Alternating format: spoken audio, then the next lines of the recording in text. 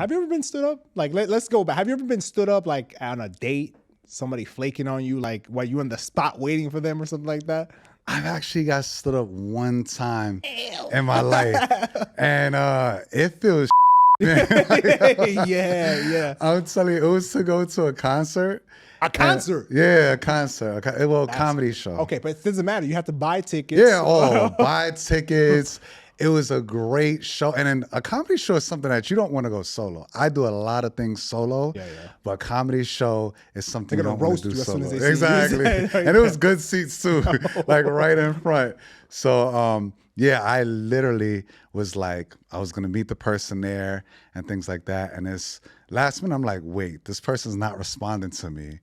And I'm just calling them. And literally 5 minutes before the show starts, like, oh yeah, I'm not going to make it. I'm sorry about that. Oh, wow. Yeah. It was like, it's safe to say that you keep in contact with this person. You know what, Mike, you probably did because you're so damn nice. You're so damn nice. One thing about Mike is that you can do him dirty. No, we're not going to put that out there. Hold on, I'm going to just say on the show for the record, no. So for the record, he didn't maintain any contact with this person.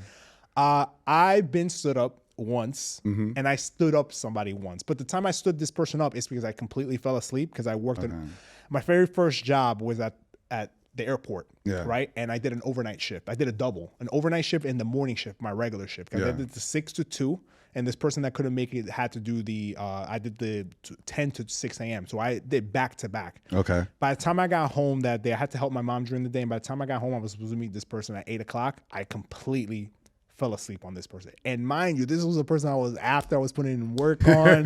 It was my shot, my opportunity. That'd be the times. Like, yo, she legitimately sent me this very long text message essay about how she said, this is the reason why I never gave you a chance before. She was calling me out of my name. And I just didn't have...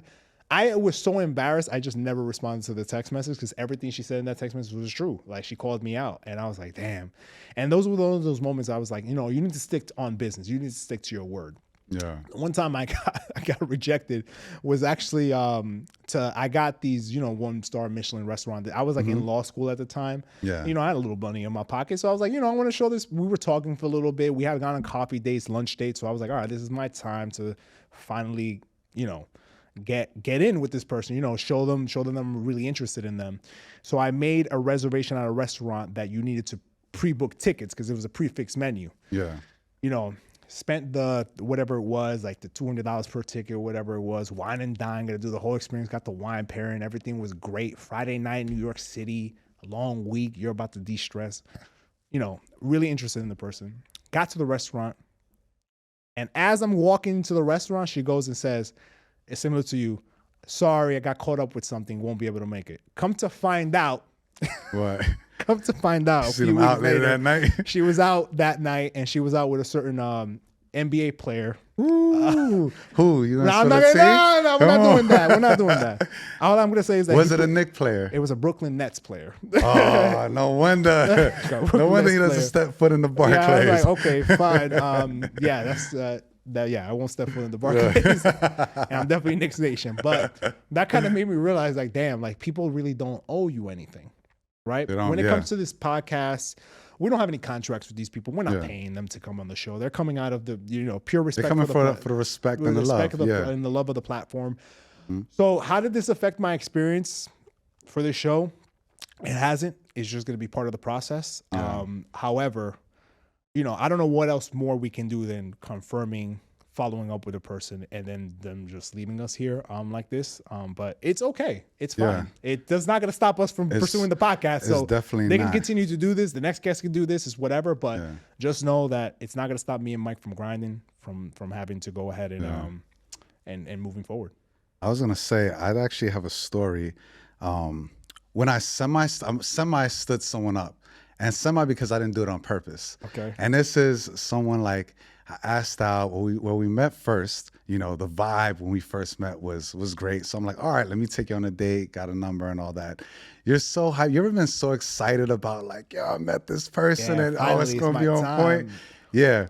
I told them one time, But then, like, I told them, for example, 8 p.m., but then I had a haircut appointment at 8 p.m. and I didn't realize it. I'm in the barber's chair and all that. She texts me like, hey, where are you? I'm sitting down at the restaurant. I'm literally just started getting on my cut. I'm like, oh, I'm so sorry. I'm going to be there. I'm just finishing up my haircut. Please order a drink, whatever you want. I'll be there shortly. You know, she waited about an hour and a half. The resilience and the patience of her. And we ended up having a great time. I was super apologetic to her and everything like that. But she was very patient.